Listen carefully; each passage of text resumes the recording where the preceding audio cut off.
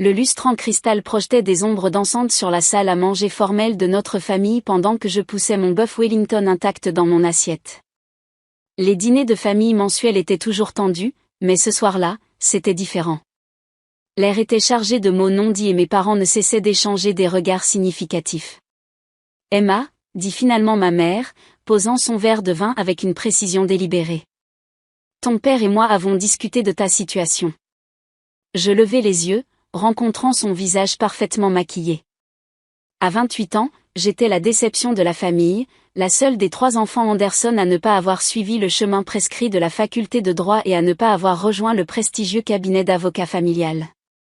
Situation, gardai-je ma voix neutre, bien que mon cœur commençât à s'accélérer. Ma sœur aînée, Victoria, sourit avec suffisance de l'autre côté de la table. À 32 ans, elle était déjà associée junior chez Anderson et associée, suivant parfaitement les traces de notre père. À côté d'elle, mon jeune frère, Michael, 26 ans, gravissait rapidement les échelons du cabinet. Oui, se racla la gorge papa. Ton refus persistant de rejoindre le cabinet. Cette stupide entreprise à toi. Ça a assez duré. Je serrai plus fort ma fourchette. Ma stupide entreprise était une société de technologie que j'avais construite à partir de rien il y a 3 ans, développant un logiciel de recherche juridique basé sur l'IA. J'avais essayé de leur expliquer comment cela pourrait révolutionner la recherche juridique, mais ils l'avaient rejeté comme une perte de temps. Nous allons te couper complètement les vivres, annonça maman, comme si elle commentait la météo. Plus d'accès aux fonds fiduciaires. Plus de vie dans l'appartement familial. Plus de cartes de crédit. Il est temps que tu grandisses et que tu acceptes tes responsabilités. La pièce tomba dans le silence. Le sourire de Victoria s'élargit. Michael s'intéressa soudainement beaucoup à ses haricots verts. Je n'ai pas touché au fonds fiduciaire depuis 2 ans, dis-je à voix basse. Ne sois pas ridicule, se moqua maman. Comment pourrais-tu te débrouiller autrement avec ce petit projet informatique à toi? Avant que je puisse répondre, Victoria intervint, j'ai entendu dire que ton entreprise couvre à peine ses frais, Emma. Patricia de Morgan Stanley m'a tout raconté. Je dus réprimer un rire. Patricia de Morgan Stanley n'avait aucune idée des finances de mon entreprise. Nous étions restés privés délibérément, passant sous le radar pendant que nous perfectionnions notre technologie. En fait, commençai-je, mais papa me coupa la parole. Assez d'excuses. Tu as 2 choix, rejoindre le cabinet en tant qu'associé de première année ou faire face à une exclusion complète. Nous avons déjà préparé les papiers du fonds fiduciaire. Je ne rejoindrai pas le cabinet, dis-je fermement.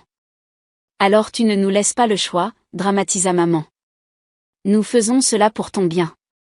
Tu ne peux pas continuer à jouer à l'entrepreneuse pour toujours. Juste à ce moment-là, mon téléphone sonna.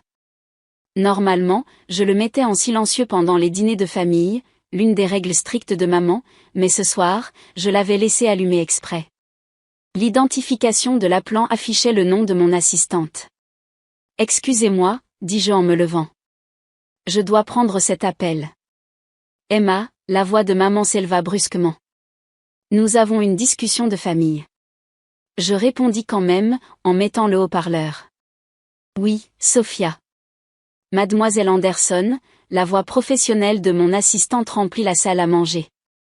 Je m'excuse d'interrompre votre dîner, mais vous avez demandé à être prévenu immédiatement. Nos actions viennent d'atteindre 90 millions de dollars lors du tour de négociation privée.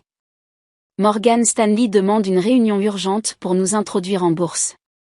Le silence qui suivit fut assourdissant. La fourchette de Victoria cliqueta contre son assiette. Michael s'étouffa avec son vin. Le visage parfaitement composé de maman se figea sous le choc. Merci, Sophia, dis-je calmement. Programmez la réunion pour demain matin.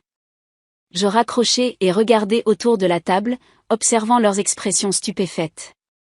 La lumière du lustre parut soudain plus vive, éclairant leur confusion et leur incrédulité. Vous disiez quelque chose à propos de me couper les vivres, demandai-je en haussant un sourcil. Le visage de papa avait pris une intéressante teinte rouge. Mais, comment? Je retirai ma chaise et me rassis, prenant enfin une bouchée de mon dîner. C'est incroyable ce que l'on peut accomplir quand on n'essaie pas de répondre aux attentes de quelqu'un d'autre. Le Wellington était froid, mais la victoire n'avait jamais eu un goût aussi doux. 90 millions, murmura Victoria, son sourire ayant complètement disparu. En fait, la corrigée ce n'est que le prix actuel de l'action. La valorisation totale de l'entreprise est significativement plus élevée. Maman attrapa son verre de vin d'une main légèrement tremblante. Mais Patricia de Morgan Stanley a dit. Patricia de Morgan Stanley, interrompis-je, ne sait rien de mon entreprise parce que nous avons tout gardé privé jusqu'à présent. Le dîner de famille qui était censé me remettre à ma place s'était transformé en quelque chose de complètement différent. Assise là, regardant s'effondrer le récit soigneusement construit de ma famille à mon sujet, je ne pouvais m'empêcher de penser à la façon dont nous en étions arrivés là. Ils n'avaient jamais cru en moi, jamais soutenu ma vision. Ils avaient rejeté mon entreprise comme un passe-temps, mes ambitions comme une phase. Maintenant, assise à la même table où ils m'avaient sermonné d'innombrables fois sur la responsabilité et l'héritage familial, j'étais sur le point de leur montrer exactement ce que leur fille décevante avait construit.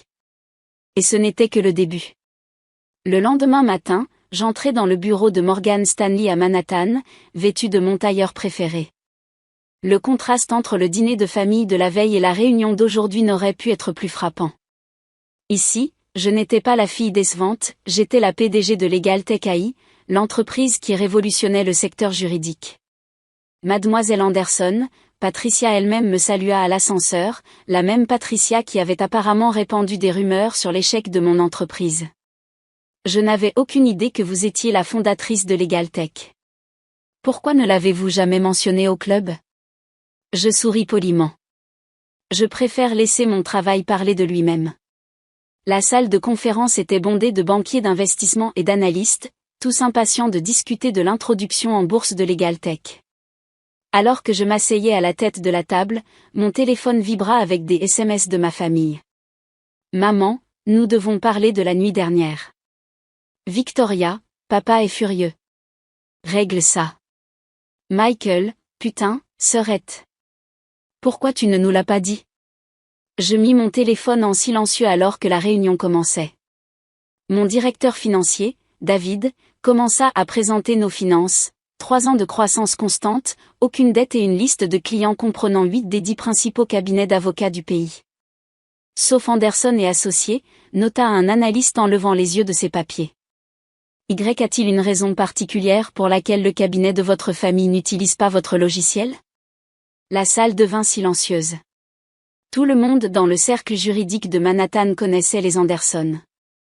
Anderson et associés préfèrent les méthodes traditionnelles, dis-je diplomatiquement. Mais nous respectons leur choix de rester traditionnels. Quelques personnes sourirent avec suffisance. Tout le monde savait ce que signifiait, traditionnel, dépassé, résistant au changement, coincé dans le passé. Après la réunion, Patricia me coinça près des ascenseurs. Emma, votre mère doit être si fière.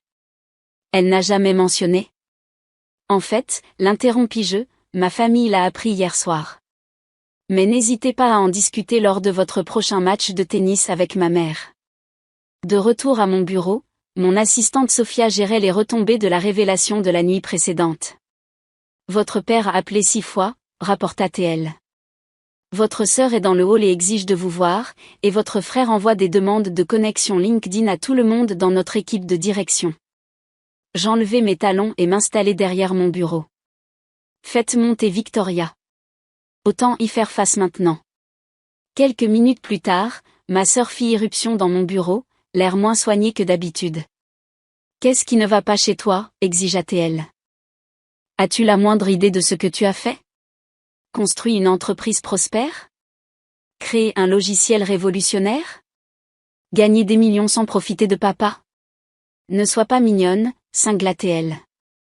La réputation de papa est en jeu. Comment crois-tu que ça paraît que l'entreprise de technologie juridique de sa propre fille soit utilisée par tous les grands cabinets sauf le nôtre ? Je me penchai en arrière dans mon fauteuil. Probablement de la même manière que ça paraissait quand vous avez tous rejeté mon petit projet informatique pendant 3 ans. Nous essayons de te protéger. Victoria passa ses mains dans ses cheveux parfaitement coiffés. Le monde juridique est une question de tradition, de relation. Le monde juridique est en train de changer, interrompis-je. C'est ce qu'aucun de vous ne comprend. Pendant que vous vous accrochez tous à des livres reliés en cuir et à des recherches manuelles, le reste de l'industrie évolue. Papa veut que tu vendes, lâcha-t-elle. Il est prêt à tout pardonner si tu vends LegalTech et que tu reviens au cabinet. Il te nommera même associé dans 2 ans. Je ris aux éclats. Associé, Victoria? Je suis sur le point d'introduire mon entreprise en bourse. Je vaudrai plus qu'Anderson et associé d'ici la fin de l'année. La couleur quitta son visage. Quoi? Tu m'as entendu. Et voici autre chose que tu devrais savoir. Townsend et Meyers, votre plus grand concurrent, vient de signer un contrat avec nous hier. Leur efficacité de recherche s'est déjà améliorée de 60%. Victoria s'affaissa dans l'un des fauteuils de mon bureau. Ça va tuer papa. Non, dis-je fermement. Ça va le réveiller. Le monde change, Victoria. Papa peut s'adapter ou regarder son cabinet devenir obsolète. Alors que Victoria quittait mon bureau, l'air secoué, je me tournai pour regarder la ligne d'horizon de la ville. Le dîner de famille qui était censé me couper les vivres avait au contraire révélé à quel point j'avais progressé. Mais quelque chose me disait que ce n'était que le début de la tempête. Mon téléphone vibra de nouveau. Un autre SMS de maman, nous avons une réunion de famille d'urgence ce soir. Ta présence est obligatoire. Je souris en répondant, désolé, je ne peux pas venir. J'ai une réunion du conseil d'administration concernant notre introduction en bourse. N'hésitez pas à lire à ce sujet demain dans le Wall Street Journal. Puis je retournai à mon ordinateur. J'avais un empire à diriger. L'article du Wall Street Journal parut à 6 heures du matin le lendemain, LegalTech AI, la start-up d'1 milliard de dollars qui révolutionne la recherche juridique. Comment Emma Anderson a construit un empire pendant que le cabinet d'avocats de sa famille ne regardait pas, je le lus dans mon appartement Penthouse, celui que je m'étais acheté moi-même, pas la propriété familiale qu'ils avaient menacé de me retirer. L'article était complet, détaillant comment j'avais repéré une lacune sur le marché que les cabinets traditionnels comme Anderson et Associés avaient ignoré. Mon téléphone commença à sonner à 6h05. Je laissai l'appel aller à la messagerie vocale et ouvris plutôt mon ordinateur portable pour lire le flot de mes entrants. Des cabinets d'avocats de tout le pays cherchaient désespérément à programmer des démonstrations, les investisseurs se bousculaient pour des réunions et les blogs technologiques saluaient déjà LegalTech comme l'avenir de la recherche juridique. Mademoiselle Anderson, appela Sophia par ma ligne privée. Votre mère est dans le hall. Elle refuse de partir sans vous voir. Je soupirai. Faites-la monter. Maman apparut à ma porte quelques minutes plus tard, l'air inhabituellement débraillé. Ses yeux s'écarquillèrent en contemplant mon appartement, les baies vitrées, l'art moderne, la vue sur Central Park. Tu vis ici, demanda-t-elle d'une petite voix. Depuis 1 an, répondis-je. Voudriez-vous un café? Elle hocha la tête, s'enfonçant dans mon canapé design. Je lui servis une tasse de ma coûteuse machine à café, un autre luxe que j'avais acheté avec mon propre argent. L'article, commença-t-elle, puis s'arrêta. Ton père, il ne va pas bien. Parce que son cabinet est maintenant publiquement connu pour être à la traîne, demandai-je en m'asseyant en face d'elle. Parce que sa fille l'a pris par surprise, cingla-t-elle, puis se reprit. Emma, pourquoi ne nous l'as-tu pas dit? J'ai essayé, maman. Pendant 3 ans. J'ai essayé de vous parler de ce que je construisais. Toi et papa étiez trop occupés à me pousser à rejoindre le cabinet, trop convaincus que je perdais mon temps. Mais, 1 milliard de dollars, murmura-t-elle.